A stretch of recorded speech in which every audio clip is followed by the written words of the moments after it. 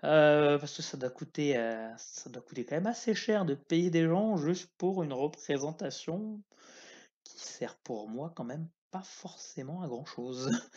Mais bon, ça c'est que mon avis, c'est que mon avis personnel.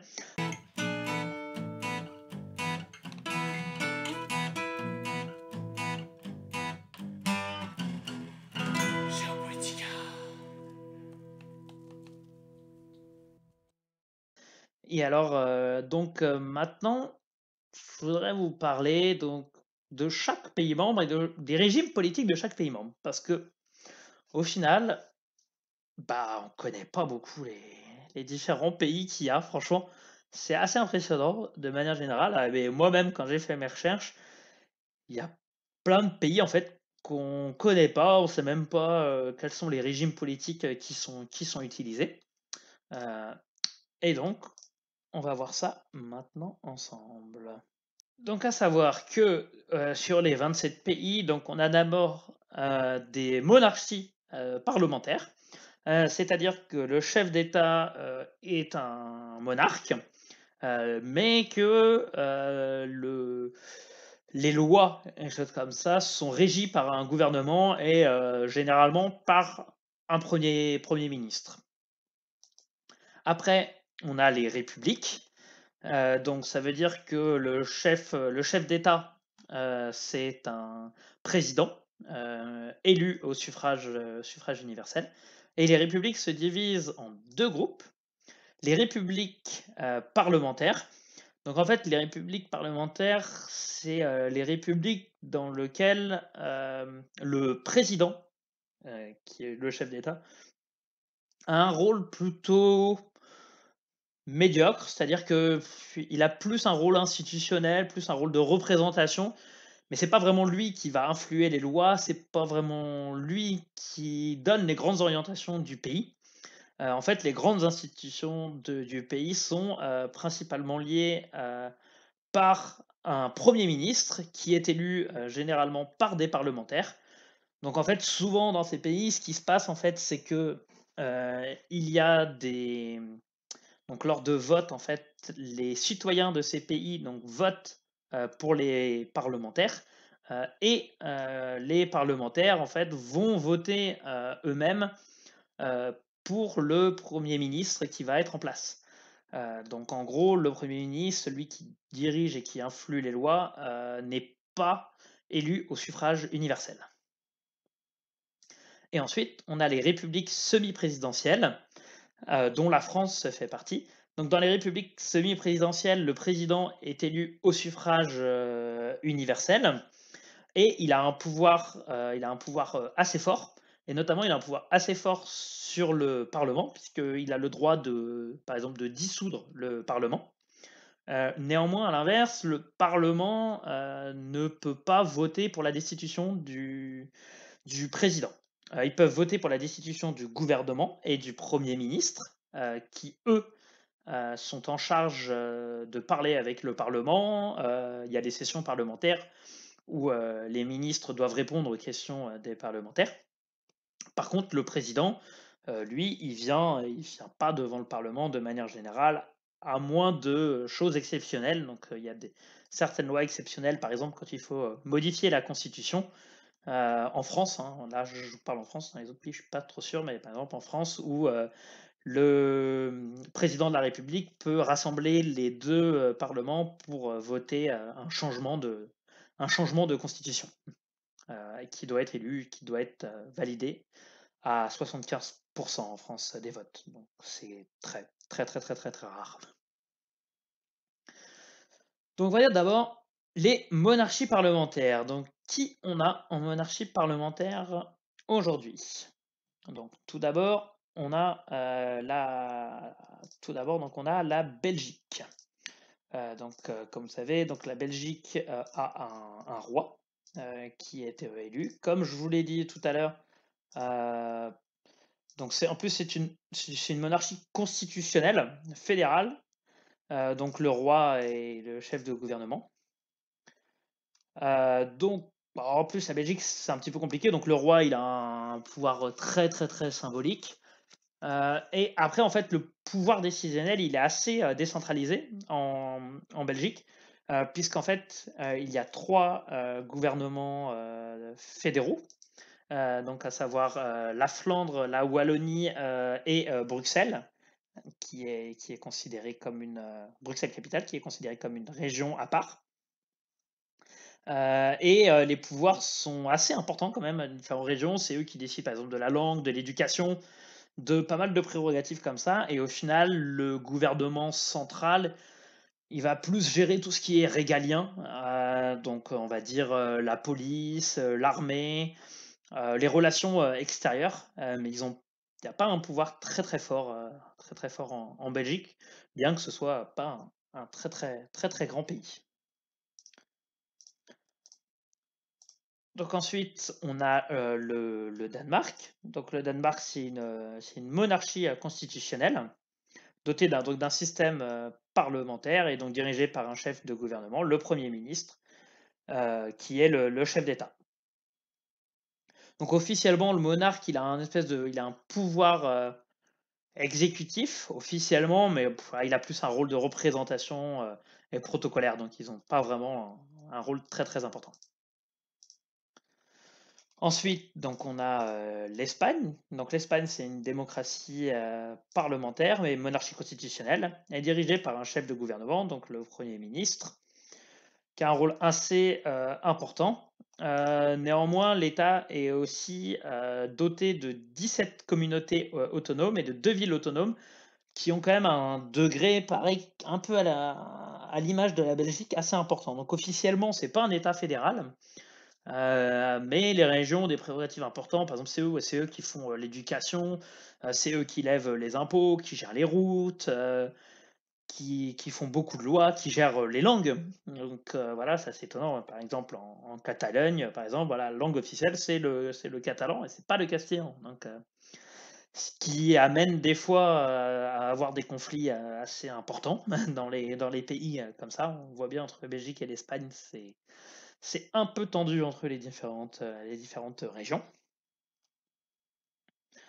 Ensuite, on va avoir donc le Luxembourg, donc le Grand-Duché du Luxembourg. C'est une monarchie constitutionnelle et parlementaire. Et donc, pareil, là, il y a le chef de gouvernement, donc c'est un Premier ministre, et le chef d'État, c'est le Grand-Duc, mais il a une fonction totalement honorifique, pareil comme les autres. Après, donc, on va avoir les Pays-Bas, qui sont une monarchie constitutionnelle et parlementaire. Donc c'est pareil, c'est le Premier ministre, le chef de gouvernement, et puis le chef d'État, c'est le monarque, mais il a concrètement aucun rôle. Hein.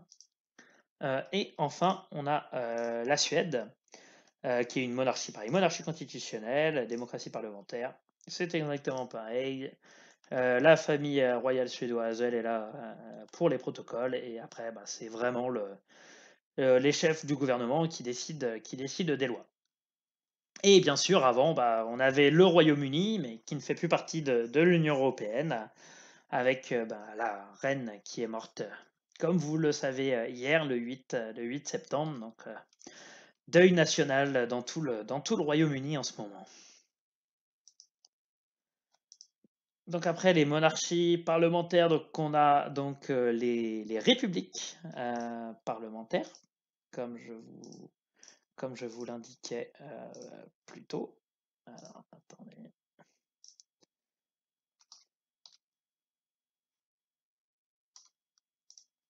Donc, on a d'abord l'Allemagne. Donc, c'est une république parlementaire donc fédérale, dirigée par le chef de gouvernement, qui lui est appelé le chancelier. Donc, c'est pas le premier ministre pour une fois. Il y a aussi un chef d'État, mais le chef d'État, le chef d'État qui est le président, bah, il assume essentiellement voilà, une fonction de représentation. Donc en sachant que l'Allemagne aussi, comme c'est un État fédéral, pareil, il y a différentes régions, enfin États, qui ont des pouvoirs assez forts. Un peu à l'image de l'Espagne ou de la Belgique, où ils ont des rôles importants, surtout dans l'éducation. Et, ils ont pas mal de lois sur les langues, sur la gestion des routes. Ils lèvent beaucoup d'impôts pour eux-mêmes. Donc voilà.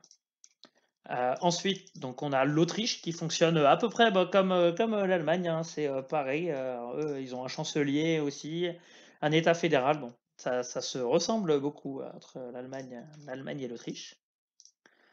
Ensuite, donc on va avoir la Bulgarie, donc, qui est une république parlementaire. Donc le chef du gouvernement, le Premier ministre qui détient le poste exécutif. Et donc le chef de l'État, il dispose principalement de pouvoir de représentation, mais en Belgique, il a un petit pouvoir aussi de veto en cas de loi vraiment problématique et qui peuvent atteindre la liberté fondamentale dans le pays. Mais c'est très très très rarement utilisé, hein. Ensuite, donc on va avoir Chypre, donc qui est une république présidentielle. C'est une république présidentielle, c'est à la fois le chef d'État et le Parlement. Euh, et alors, la Chypre, c'est assez étonnant parce que c'est un pays donc, qui a adhéré à l'Union européenne en 2004. Officiellement, tout le territoire en fait est dans l'Union européenne, mais en fait de facto, Chypre en fait est coupé en deux, puisqu'en fait la partie nord a été envahie en 1974 par l'armée turque, et donc officiellement, voilà, officieusement, il y a un peu deux États dans Chypre.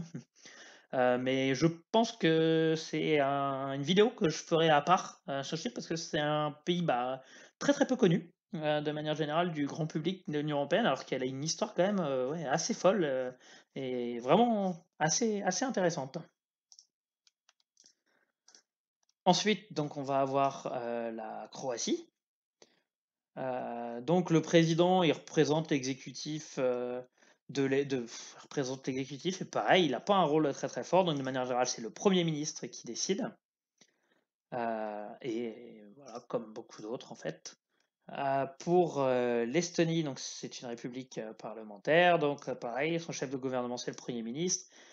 Il est nommé par le président et approuvé par le Parlement. Bon, en fait, officiellement, c'est plus le Parlement en fait qui l'approuve et le, le président, il s'oppose jamais en fait au final à l'élection du Premier ministre en fait. C'est le Parlement qui le fait. Officiellement, il a le droit de le faire. Il aurait le droit de mettre son veto, mais bon, officieusement en fait, il le fait jamais, hein. Donc voilà. Donc ensuite, on a aussi ensuite on a la Finlande. Donc la Finlande, c'est une république parlementaire donc dirigée par le chef de gouvernement. Encore une fois, le chef d'État, c'est le président, et le président, il a très très peu de pouvoir. Et encore une fois, la majorité du pouvoir, c'est le Premier ministre. Alors, c'est quasiment pareil pour tous, hein. Bon, pour la Grèce, c'est pareil, c'était une république dirigée par le chef du gouvernement, le Premier ministre, et le président, il a des fonctions assez honorifiques. La Hongrie, on est exactement dans le même cas. Donc encore une fois, c'est le Premier ministre qui dirige réellement le pays et le président qui est là pour représenter. Ensuite, on a donc l'Irlande. Bis repetita, c'est pareil. Le président, il a des pouvoirs honorifiques et puis c'est le chef d'État. Ensuite, l'Italie, on est toujours dans les mêmes histoires, hein, c'est pareil. Alors, moi aussi, je ne savais même pas avant cette émission qu'en Italie, il y avait un président. Et il y a bien un président, mais qui est à titre honorifique, qui ne sert pas à grand-chose. La Lituanie, c'est exactement pareil. Donc, on ne change pas des équipes qui gagnent.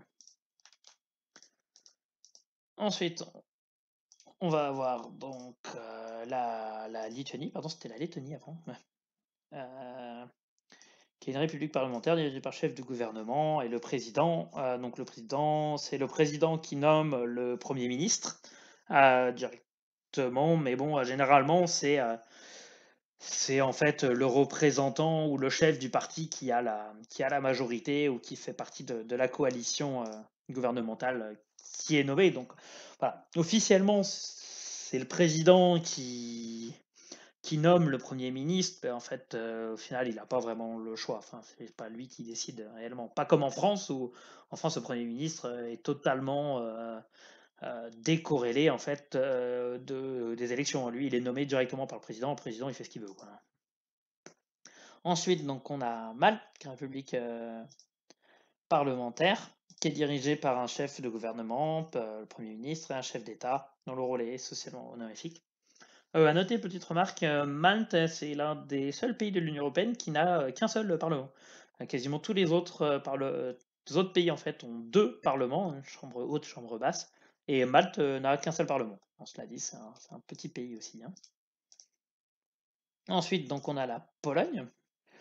Donc on a un chef d'État, pareil, le président, qui a toujours un rôle honorifique, et le Premier ministre, qui est le chef de gouvernement. Enfin, on a la Slovaquie, qui est exactement pareil, hein, c'est comme les autres. La Slovénie, on répète, République démocratique, dirigée par le chef de gouvernement, et le président est élu au suffrage universel, mais a un rôle 100% honorifique. Et enfin, pour finir, et non pas la Slovaquie, pardon, excusez-moi, c'est le dernier, hop. Là, c'est la République tchèque, pardon, excusez-moi, petite erreur. Et donc, la République tchèque, c'est une république parlementaire dirigée par le chef de gouvernement et chef d'État président. Toujours un rôle honorifique. Et donc, enfin, on a les républiques semi-présidentielles avec la France. Donc, comme je vous disais, donc là, le chef d'État a un rôle bien plus important. Donc, bien qu'il ne soit pas redevable directement au Parlement, c'est quand même le président en fait qui va influer la politique de manière générale. Donc il a une représentation bien sûr du pays à l'extérieur, mais il a un rôle surtout quand même un rôle très important aussi à l'intérieur, et c'est le président qui va donner les grandes orientations du pays, je dirais, et le gouvernement avec le Premier ministre ou autre qui va mettre en place ou qui va concrètement créer les lois et les faire voter par le Parlement, en fait. Donc on a le Portugal aussi, qui est dans ce cas-là, et la Roumanie. Donc au final, en république semi-présidentielle, donc telle que la France, il n'y a que 3 pays. Donc c'est assez étonnant en fait. Il y a plein de, quasiment en fait, tous les pays, donc 24 pays sur 27 en fait, ont un chef d'État qui est juste là de manière honorifique. J'avoue que c'est quand même assez étonnant.